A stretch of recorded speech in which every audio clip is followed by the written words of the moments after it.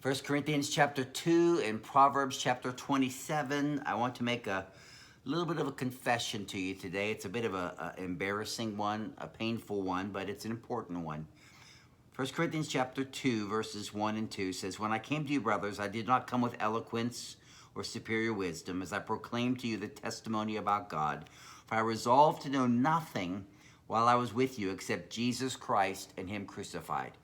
I have had a few times in my life that I have a gift of teaching. I realize that, and I have a gift of teaching principles of the Word of God.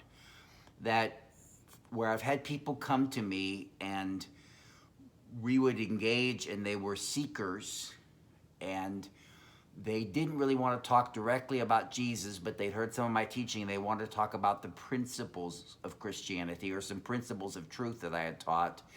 And I kind of fell for that. And I fell for, okay, maybe if I can teach them some of the principles of marriage, I can get around to Jesus. Or I can teach them the principles of personality giftings or different things that I can get around to Jesus. And it broke my heart to realize that I was trying to backdoor into Jesus. And it's never borne good fruit.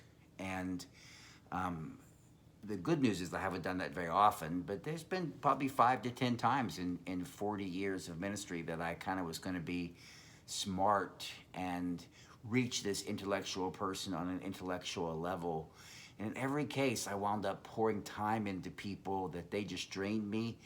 And I've learned up front that I'll be glad to talk about principles of marriage and stuff, but first and foremost, it's about Jesus, and the subject of Jesus Christ is, are you willing to face who you are when you stand before God? And before I can talk about any other principles, we're going to talk about that.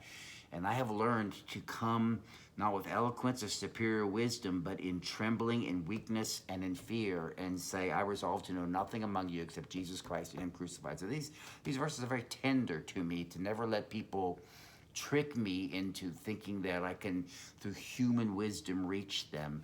And I thank you. I thank the Lord for Paul and his humility and his sincerity, because he was sort of telling a personal story there also. So let's go over to Proverbs chapter 27. And this is also a verse that when I was a young man as a pastor guided me many times. It says in verse 23, "Be sure you know the condition of your flocks. Give careful attention to your herds. For riches do not endure forever, and a crown is not secure for all generations."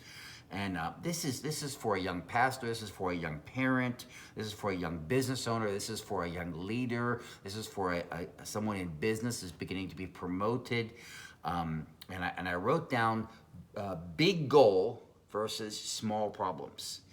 And I always love this verse, because when you are a young pastor, it's very easy to get enamored with the big goals, the big goal of fundraising, the big goal of getting more people in your church.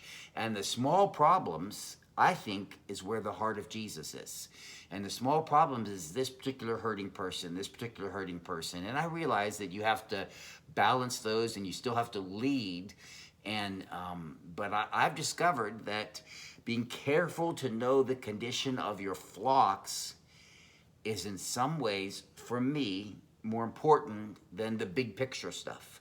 And that the big picture stuff was never clear unless I knew the individual condition of the people in my church. And that is how I knew what God was saying about the church. So precious stuff for me, and that's where God says that's where the heart of God is. So just some tender stuff for me today, hopefully tender stuff for you. Hope the Lord is tender in your heart today. God bless you so much.